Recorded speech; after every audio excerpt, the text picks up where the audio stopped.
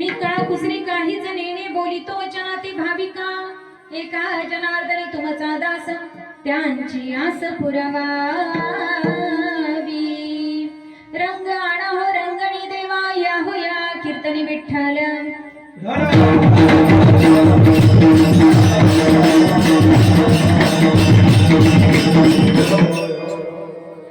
हरी संतापायी माथा धरिता किंवा ठेविता सद्भावे देणे भेटे देव आपे आप म्हणून संताशी अखंड भजावे त्यांचे चरणी भावे लीन सदा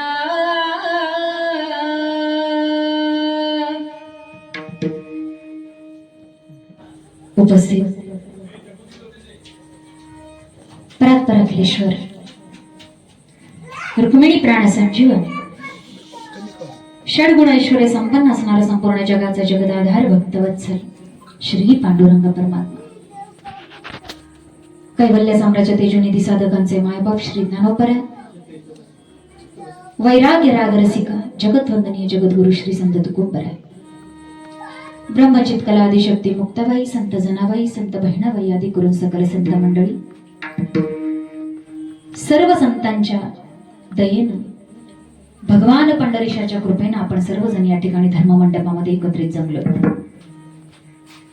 चालू असणारा हा ज्ञान यज्ञ सोहळा आणि या सोहळ्याचा असणारा आजचा द्वितीय दिवस आणि म्हणून प्रस्तुत प्राप्त प्रसंगी सेवेकरता निवडलेला अभंग याच महाराष्ट्राच्या मातीमध्ये जन्माला आलेले थोर संत 16व्या शतकामधील जगतवंदनीय श्री संत तुकोबरायांचेच पूर्वीचे अवतार ज्यांनी जगाच्या मालकानं ज्यांच्या हातचा नैवेद्य अवघ्या 5व्या वर्षी ग्रहण करावा असे अधिकार संपन्न संत शिरोमणी श्री नामदेव महाराज यांचा उत्कृष्ट असा तुम्हाला आणि आम्हाला या मनुष्य देहाला आल्यानंतर इच्छित ध्येयाची प्राप्ती म्हणजेच परमानंद सुखाची प्राप्ती आणि आत्यंतिक दुःखाची निवृत्ती म्हणजे मोक्ष म्हणजे मुक्ती इथपर्यंत तुम्ही आम्ही कसं जावं याचं सुंदर असं वर्णन करणारा अभंग सेवेकरता निवडला विठ्ठल.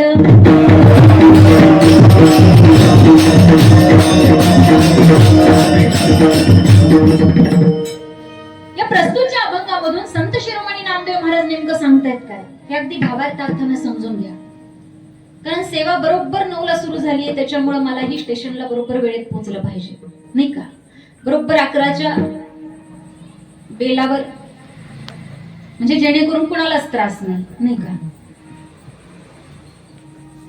भावार्थ लक्षात घ्या कारण भावार्थ आमच्यासारखे सर्वसामान्य काय मांडणार आहेत.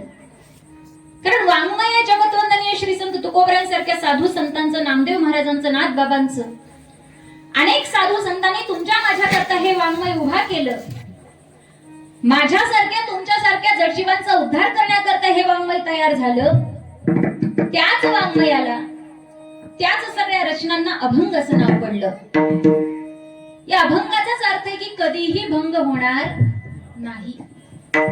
आमच्यासारखे अल्पज्ञानी पामर जरी इथं उभे राहिले तरी सुद्धा अभंगाचा भंग कधीच होणार नाही कारण ते अभंग आहेत.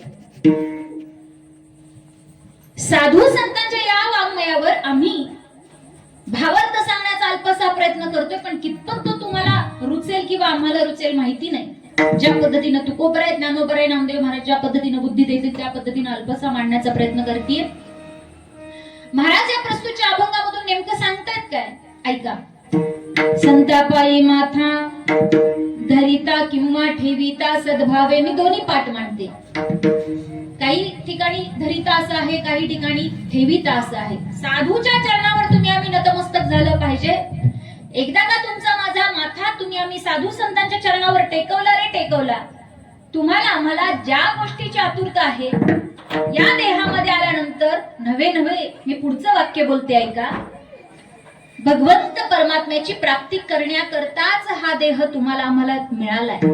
हे मी सांगते तुम्हाला. आपण म्हणतो मनुष्याचा देह तुम्हाला आम्हाला भगवंत परमात्म्याची प्राप्ती करण्याकरता मिळालाय, असं नाही.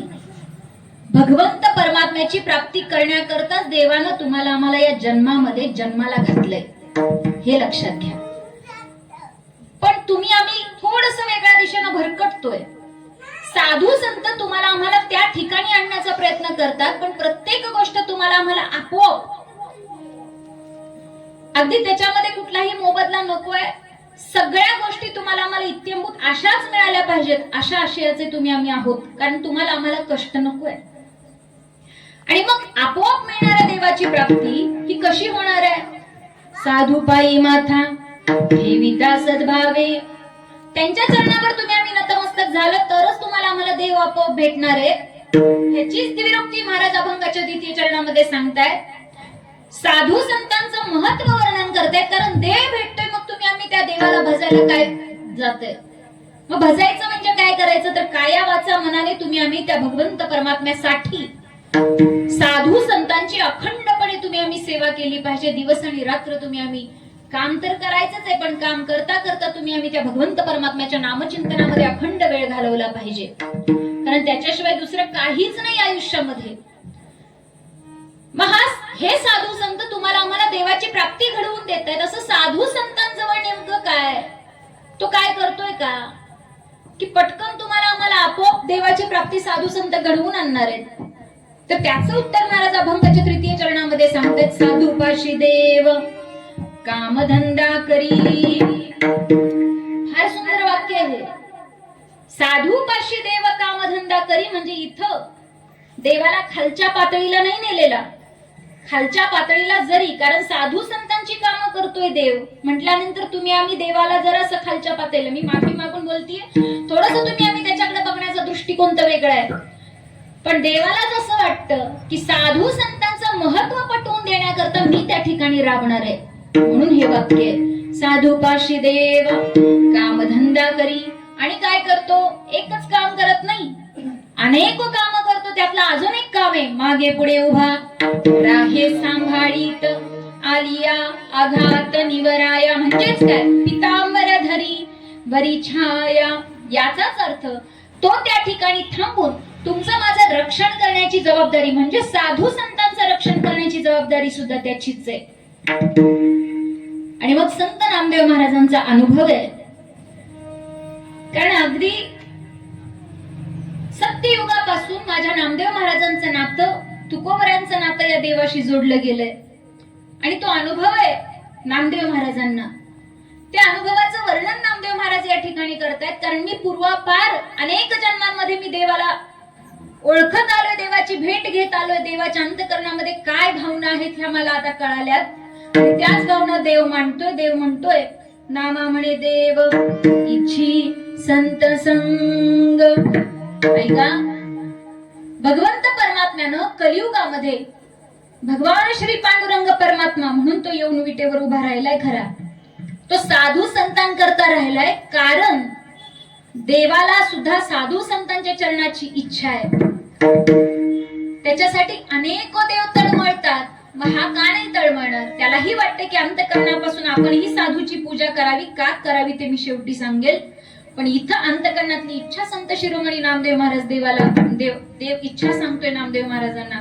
नामा म्हणे देव इच्छी संत संग. किती पाहिजे?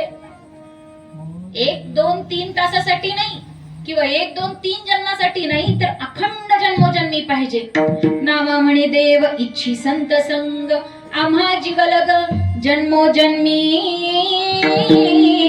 म्हणून संताशी अखंड भजावे. त्यांचे चरणी व्हावे लीन सदा विठ्ठल.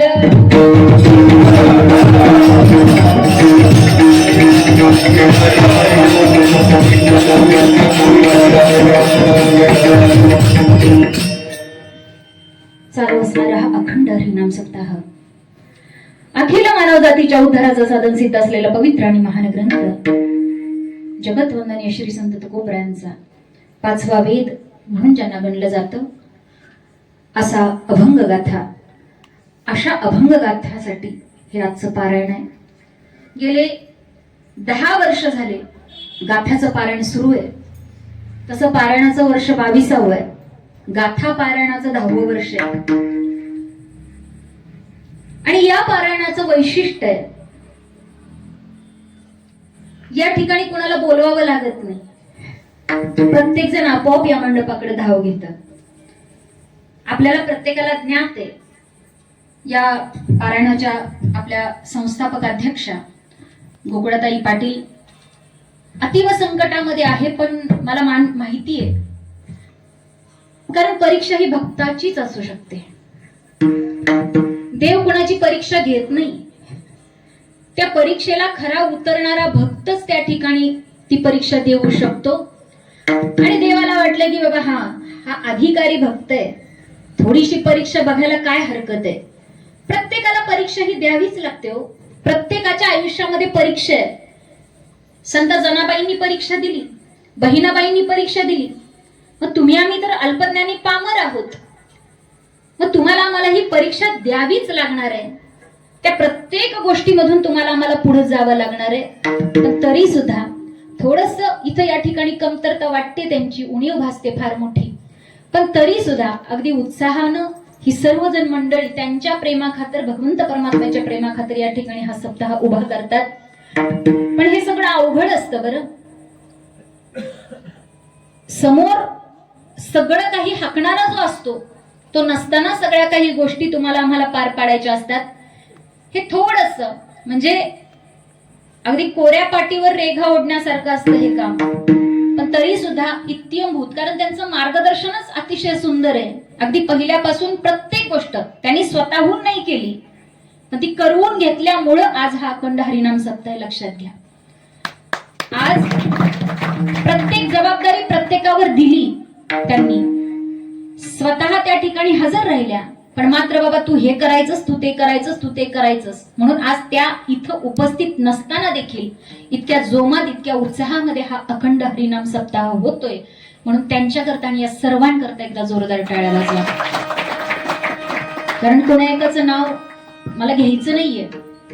प्रत्येक जण तेवढ्याच ताकदीनं काम करतोय. अंतकरणामध्ये भगवंत परमात्म्याविषयी जाणीव आहेच आणि त्यांच्याविषयी अत्यंतिक प्रेम आहे. त्यामुळे अगदी कळकळीनं, मगाशी केंजळे महाराज सुद्धा म्हटले मला, इतका त्रास आहे त्यांना, अगदी बसवत नाही पायाला. शुगरचा त्रास असल्यामुळे बऱ्याच गोष्टी त्यांना त्रासदायक आहेत. पण तरी सुद्धा ताई इथं असत्या तर मी कदाचित बसलो नसतो म्हटले ते. पण ताई नसल्यामुळे मला या ठिकाणी बसावं लागतंय. प्रत्येकाच्या डोळ्यातले अश्रूच सांगतायत. आणि खरं सांगू, आज त्या इथं नाही तसं नाही, प्रत्येकाच्या हृदयामध्ये ते आहेत, प्रत्येकाच्या अंतकरणामध्ये आहेत. अगदी मनापासून प्रत्येक जण त्यांच्यावर प्रेम करतोय. म्हणून अगदी जातीनं प्रत्येक जण अंतकरणातल्या प्रेमाने या ठिकाणी भगवंत परमात्म्याच्या सोबत त्यांना सुद्धा आठवतोय. मी पुन्हा एकदा माऊलींच्या चरणी प्रार्थना करेन की लवकरात लवकर त्यांची या संकटामधून सुटका व्हावी आणि ते आपल्यामध्ये परत याव्यात. कारण आपलं माणूस असल्याशिवाय आपल्या प्रत्येकाला आपलं वाटत नाही. विठ्ठल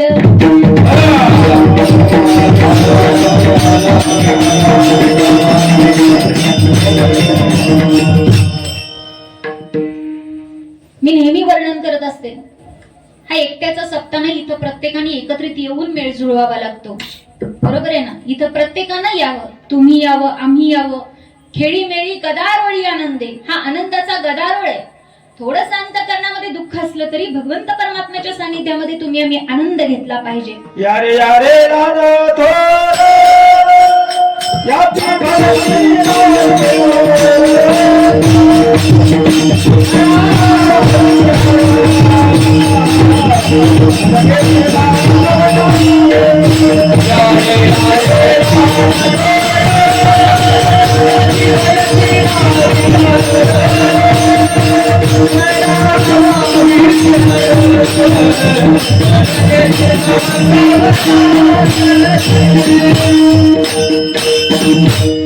यारे लहान थोर याती भलते नारी नर सकळाच येते आहे अधिकार कलियुगी उद्धार हरीच्या नावे या भगवंत परमात्म्याच्या नावानच तुमचा माझा उद्धार होणार आहे. या उक्तीप्रमाणे या ठिकाणी तुम्ही आम्ही नाम संकीर्तन महोत्सवामध्ये तुम्ही आम्ही आनंद घेण्याचा प्रयत्न करतोय आणि आनंद केवळ आणि केवळ देव भक्त आणि नाम या तिघांनी एकत्रित आल्यानंतरचाच आनंद निर्माण होतो, अन्यथा हा आनंद घेता येत नाही. महाराज म्हणतात सदा नाम घोष करू हरिकथा तेने सदा चित्ता समाधान किंवा सर्व सुखल्यालो सर्व अलंकार आनंदे निर्भर डुलतसो म्हणतात. पण सुरुवातीला तुम्ही आम्ही एकत्रित आलं पाहिजे. नामाचा घोष केल्याशिवाय आनंदाचा तुम्हाला आम्हाला अनुभूती येत नाही. पण प्रत्यक्षात अनुभूती जर तुम्हाला आम्हाला वैयक्तिक घ्यायची असेल तर देव तो स्वतः भक्त आणि त्या भगवंत परमात्म्याचं नाम बास. तुमच्या माझ्यावर येणारं कुठलंही संकट कितीही मोठं असू द्या त्या संकटाचा त्रास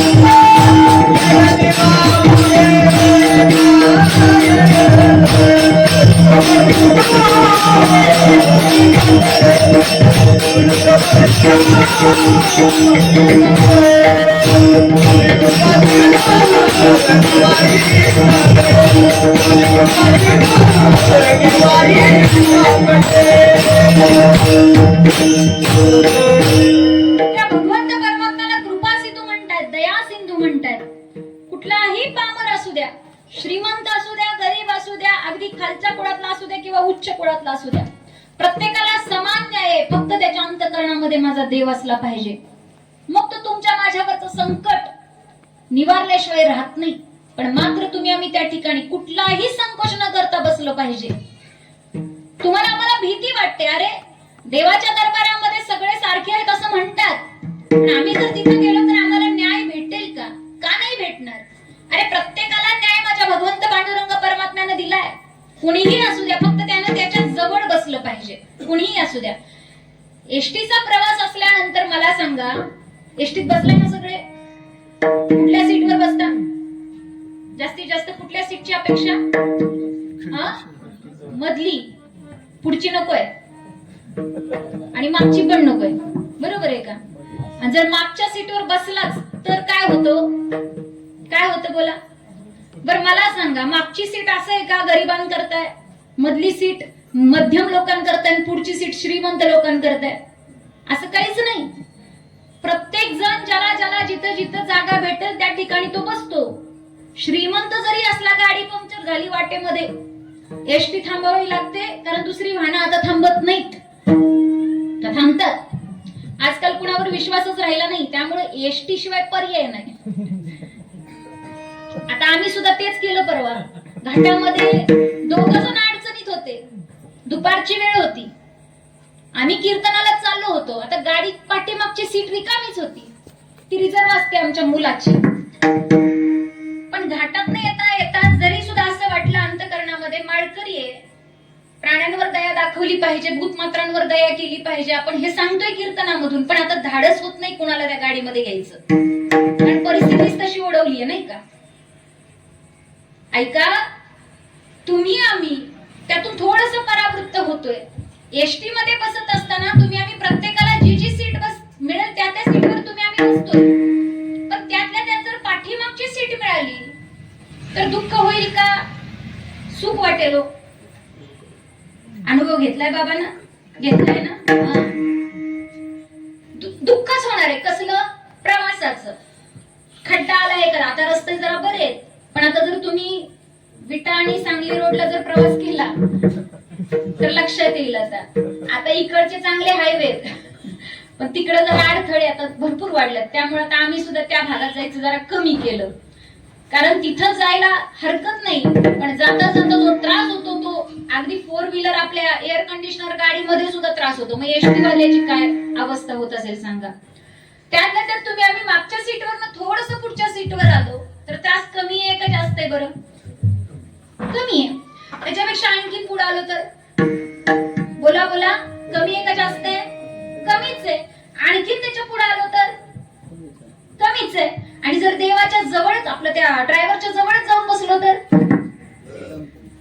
अहो त्रासच नाही. एकदम कमी काय? कमी नाही जास्त नाही.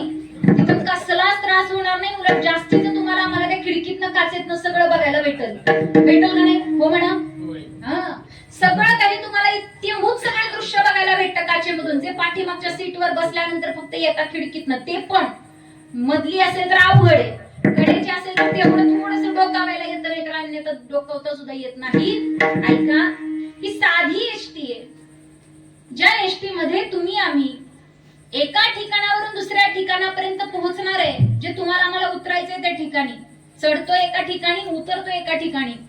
तो साधा प्रवास आहे तुमचा माझा एसटीचा प्रवास. तसा हा तुमचा माझा एक ठिकाण आहे, ज्या ठिकाणी तुम्ही आम्ही जन्माला आलो त्याला जन्म म्हणतात.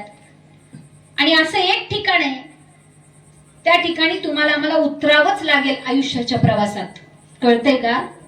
प्रत्येकाचं स्थान वेगळं आहे, प्रत्येकाचं स्थानक वेगळं आहे, प्रत्येकाचं बस स्टँड वेगळं आहे. त्या ठिकाणी जरी तो उशिरा चढला तरी त्याचं लगेच स्थानक येऊ शकतं. तुम्हाला कळतंय का मला काय म्हणायचंय? एवढंसं बाळ, नुकतं जन्माला आलेलं बाळ सुद्धा 2-3 दिवसामध्ये जातं. येतंय का? नुकतं जन्माला. आणि पहिल्या प्रवासापासून सुरुवात केली त्या माणसानी. काही ठिकाणी आज्या भेटतात पुण्यस्मरणाच्या कार्यक्रमामध्ये, म्हणतात माझ्याजवळ येऊन रडतात, म्हणतात ताई मला कशाला ठेवलं असेल या भगवंत परमात्म्यानं, मला हे का बघायला, हे दुःख बघायला ठेवलं का? का? त्यांच्या आधीच त्यांची मुलं गेली. हे वास्तव आहे. कुणालाही कुठेही उतरावं लागतं. तसा हा आयुष्याचा प्रवास आहे.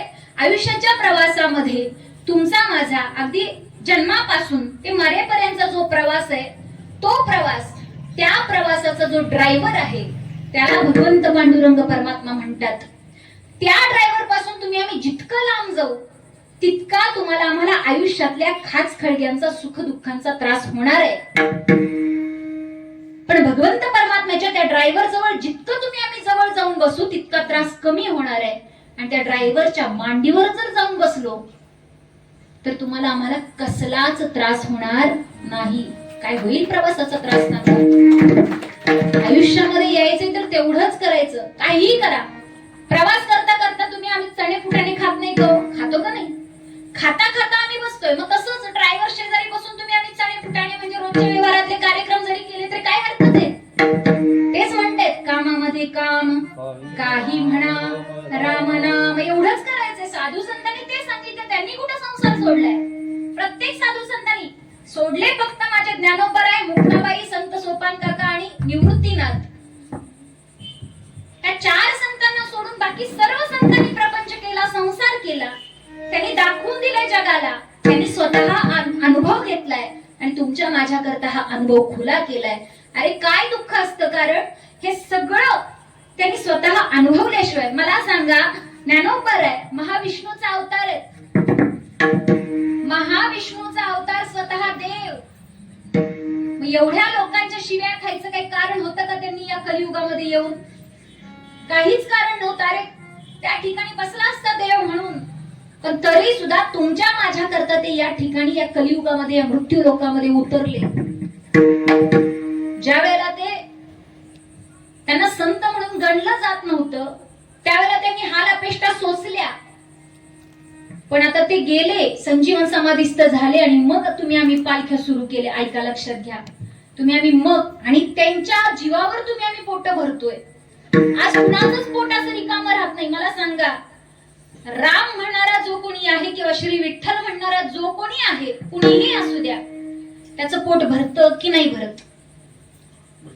भरतच. त्याला उपाशी ठेवत नाही माझा देव. फक्त तुम्ही आम्ही त्या ठिकाणी अंतःकरणापासून हजर असलं पाहिजे. तो आनंद तुम्ही तो सोहळा अनुभवला पाहिजे. आणि हा आनंद मी म्हटलं एकट्यानं घेता येत नाही, त्याला प्रत्येकाने एकत्रित यावं लागतं. या ठिकाणी परम आदरणीय परम श्रद्धेय हरिभक्त पारायण ज्यांचं व्यासपीठ आहे, अगदी फार मोठे कीर्तनकार आहेत, प्रवचनकार आहेत. अगदी मला वाटते 2 वर्षापूर्वी इथंच या ठिकाणी महाराजांची आमची भेट झाली. अगदी सुंदर मनमिळावू व्यक्तिमत्व आणि इतका त्रास असताना देखील या ठिकाणी ते हजर आहेत. अगदी इथलं गाठा पारायणाचा संपूर्ण भार सांभाळतायत. त्यांच्या बरोबरीनं ही सर्व मुलं या ठिकाणी करतायत, सर्व भार सांभाळतायत. एकदा जोरदार टाळ्या वाजवा त्यांच्या चरणावर मी नतमस्तक होते. त्याचबरोबर परम आदरणीय परम श्रद्धेय हरिभक्त पारायण आमचे राहुल महाराज शिंदे, अरुण महाराज शिंदे. थोडस वयानुसार ऐकायला कमी यायला लागलं. आपल्या चरणाचं गोड दर्शन घेते. परम आदरणीय परम श्रद्धेय प्रसाद महाराज. हा म्हणजे जरा बुद्धिशाबूत आहे माझी, मगाशी वाचलेलं लक्षात आहे. आपल्या चरणाचं गोड दर्शन घेते. परम आदरणीय परम श्रद्धेय आमचे या ठिकाणी बाबा आहेत, त्यांच्या चरणावर शेळगे महाराज आपल्या चरणाचं गोड दर्शन घेते. या ठिकाणी गोड पखावाजाची साथ अतिशय सुंदर. म्हणजे मूर्ती लहान आहे पण कीर्ती महान आहे दादाची. म्हणजे मला जरी ह्या वयामध्ये थोडंफार आलं असतं तर मी किती मोठा अभिमान अहंकार धारण केला असता, पण ह्या वयामध्ये ही बोटं अशी फिरणं खरंच बाबा. आणि मी खरं सांगते, ज्ञानोबरायांना तुकोबरायांना मी अगदी विनंती करेल की बाबा हे असंच जमिनीलगत राहू द्या. कारण अहंकार आत्ता तर नाहीये, पण जर का, कारण प्रतिष्ठा मान सन्मान हे कधीच गप बसू देत नाही. लक्षात घ्या, जेव्हा तुम्हाला आम्हाला प्रतिष्ठा मान सन्मान भरपूर मिळतो त्यावेळेला तुम्ही आम्ही जमिनीवर राहत नाही, उंच आकाशामध्ये भरारी घेतो. मन तर जातच जातं, पण आपण स्वतः सुद्धा गुरमीनं जातो. पण तिथून परत तुम्हाला आम्हाला वरनं खाली आपटावंच लागतं जर ते आलं डोक्याच्या वर तर. पण तसं काही होणार नाही. मी कायम माऊलींच्या चरणी प्रार्थना करेन, कारण हे आम्हाला हवंय. यांच्याशिवाय काहीच नाही. पुढचं जे काही उज्ज्वल भविष्य आहे हीच मुलं घडवणार आहेत, हीच सर्वजण घडवणार आहेत. आणि पुन्हा एकदा मी प्रार्थना करते, त्यांच्याही चरणावर नतमस्तक होते. ही सर्व मंडळी, मायबाप मंडळी आपल्या प्रत्येकाच्या चरणावर नतमस्तक होते. आमचे चोपदार महाराज, पाटील महाराज आपल्या चरणावर गोड दर्शन. अतिशय सुंदर गोड या ठिकाणी साऊंड सर्व्हिस आहे पुसे सावळीची दादांची, त्यांच्या चरणाचं गोड दर्शन. त्याचबरोबर गोड हार्मोनियमची साथ बाबा करतात, त्यांच्या चरणावर गोड दर्शन. त्याचबरोबर या ठिकाणी सर्व मंडळी विनेकरी बाबा, इथं तुम्ही सर्वजण अगदी प्रेमामधून या ठिकाणी उपस्थित आहात. तुमच्या प्रत्येकाच्या चरणावर नतमस्तक होते. आतमध्ये सगळे बसले, त्यांच्या प्रत्येकाच्या चरणावर नतमस्तक होते. आणि कोणी राहिलं नाही ना? नाही ना? मस्तक हे पायावरी या वारकरी संतांच्या विठ्ठल